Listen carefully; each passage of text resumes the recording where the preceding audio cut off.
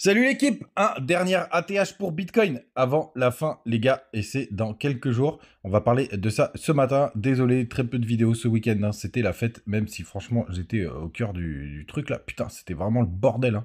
Dehors c'était vraiment n'importe quoi.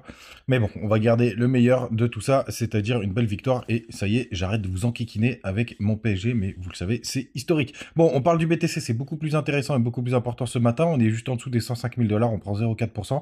Ether qui est sous les 2500 balles. Sur l'Est de l'Europe, c'est assez calmant ce lundi, plutôt stable. On a Léo qui perd 2,2%, belle perf d'XMR qui prend 5,8%, et on arrive très rapidement dans le top, à la fin du top 50. Ethereum classique qui est à 0 ce matin, pour le coup, et TKX qui est 51e qui perd 6,3%. Les gars, on commence tout de suite avec le weekly du BTC. Donc on a une belle bougie rouge qui a commencé cette semaine. On n'a toujours pas été chercher nos points maximum sur le RSI qui, pour moi, seront potentiellement signe de top.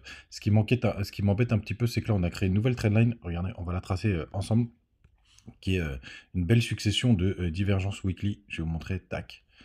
Hop, on l'a juste là. Et d'ailleurs, je crois qu'elle a fait son job. Non, on n'a pas encore été l'atteindre, mais pour l'instant, on est sous plein de belles divergences weekly qu'on pourra aller casser, hein, si on va chercher des nouveaux plus hauts. Mais vous voyez, en tout cas, on est sur une double divergence ici. C'était le premier top du BTC vers les 75 000 $, un petit peu avant. Et on a fait un top sur le RSI. Et ici, c'était le premier top au-dessus des... Enfin, allez, c'était le top de décembre 2024. On avait quasiment touché les 110 000. Et on a fait une trendline RSI. Donc, on a beaucoup quand même de résistance sur notre chemin. On va voir ce que ça va donner pour le coup. Pour l'instant, c'est pas folichon. Si on va sur le 2-day, donc comme je vous disais hier, là c'est confirmé, on a bien croisé, hein. Vous voyez, juste là, hop. Donc ça c'est une première incursion. Et comme je vous disais dans la vidéo d'hier, à chaque fois qu'on a un top du BTC, on vient gratter les sommets une dernière fois pour dumper. Et on va voir ce que ça va donner. Surtout que sur le chemin, on a quand même cette résistance là. Vous voyez, cette trendline. D'ailleurs, on a fait un pullback dessus.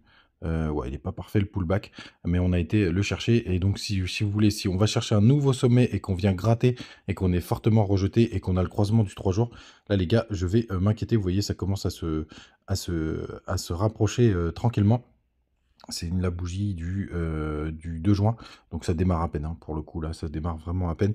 Mais il va falloir être très méfiant et très safe pour ces prochains jours. Moi, je m'attends vraiment, si vraiment on a une mèche de rejet, le 3 jours qui a croisé, les gars, peu importe le montant de mon portefeuille, mais je me barrerai. Je veux que vous soyez au courant, bien évidemment, du côté du Total 3. Pour l'instant, on va voir si on a tenu la trendline. Est-ce que ça va marcher? Bon, on va regarder vite fait la Bitcoin dominance, qui va chercher quand même, qui continue de gratter et d'aller chercher l'imbalance qu'on avait juste là, vous voyez, qui va jusqu'à cette petite mèche. Tac. Vous voyez cette petite mèche juste là. Donc là, pour l'instant, on est en train de la travailler. Donc pour l'instant, BTC, Bitcoin dominance qui continue d'aller faire des nouveaux sommets et d'être le boss. On va voir ce que ça va donner, mais on est quand même très très proche. On a une mini all season, là c'était plutôt quelques agents IA qui ont poussé, mais c'était franchement pas polichon. Pour l'instant, on est toujours sur la trendline du côté du Total 3. On pourra aller la chercher, pourquoi pas aujourd'hui, si on a si on a un beau flush. On va le voir tout simplement peut-être à la rouverture des marchés américains. L'USDT dominance qui a tapé un support, même si c'est pas le support qu'on vise, parce que moi je vise un petit peu en dessous, mais en tout cas pour l'instant il a bien fait son job, hein. Donc là j'espère qu'on va être on a gratté la liquidité au sud, et maintenant on a gratté la liquidité au nord, donc j'espère qu'on va dumper. On va voir ce que ça va donner, les gars, mais en plus, je pense que ça nous fera une belle divergence sur le RSI en daily, si on va gratter des nouveaux plus bas. Donc, franchement, les gars, pour moi, on est proche d'un top rapide. Alors, d'ailleurs, je vous en avais déjà parlé, puisque vous voyez, c'est affiché depuis 2023 d'un triple top. Moi, je serais vraiment pas surpris, hein, qu'on le fasse sur ce bull run, qu'on redescende encore une fois et qu'on ait un dernier mouvement, surtout si personne n'y croit, en fin d'année, hein, parce que tout le monde s'attend à la fin du bull run en octobre-novembre, et vu que le BTC, on voit quand même pas mal de stress, je serais pas surpris que ça arrive quand même, parce que personne n'y croirait. Donc pourquoi pas, là, on refait un petit ATH au mois de juin, là, pour les gratter dernier stop, et puis on dump tout l'été, pourquoi pas jusqu'en septembre, et après refaire encore une jambe haussière qui irait gratter un petit peu les ATH, mais que ça ressemble vraiment plutôt à un triple top.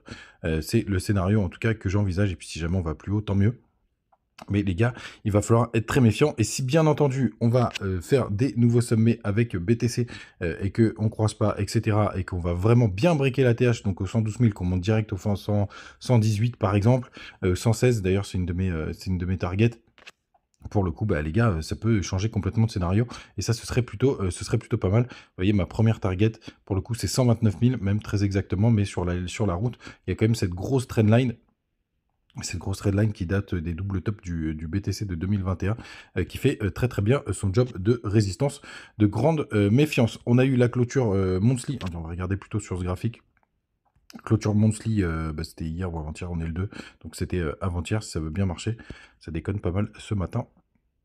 Il n'a pas envie Internet. Attendez, je vais me mettre là-dessus, c'est pas grave. Hop. Clôture monthly, rien d'hyper intéressant. On a une belle, bougie monthly. D'ailleurs, c'est record historique de clôture monthly, donc ça c'est plutôt pas mal. Ça, dans l'esprit, c'est plutôt signe de tendance haussière. Mais vous voyez, on peut avoir très rapidement, regardez, par exemple en 2021, on a eu une bougie aussi qui était à la plus haute clôture historique, donc ça ne veut pas forcément dire grand-chose. Vous voyez, comme je vous disais, on a été gratté une dernière fois l'ATH.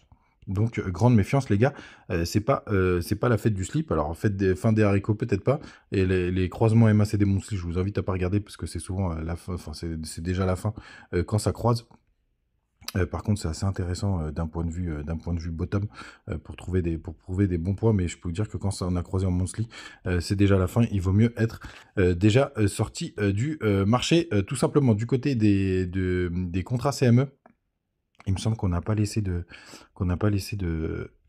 gap, puisque on est revenu rejoindre les 105 000 $. Non, il n'y a rien du tout. Tac, c'était quand la clôture? C'était ici. Hop, mercredi, non même pas, jeudi, vendredi. Non, il n'y a rien il n'y a pas de petit gap qui s'est formé. On va regarder en 4 heures. Ouais, bah, le gap qui s'est formé, on l'a comblé directement. Donc RAS de ce côté-là. On a été chercher des points bas sur le RSI. Bon là, je suis en H4, donc ça va pas être très intéressant. Mais plutôt chouette. Les gars, avant de continuer, n'oubliez pas, vous avez les petits bonus du côté de Trade Republic.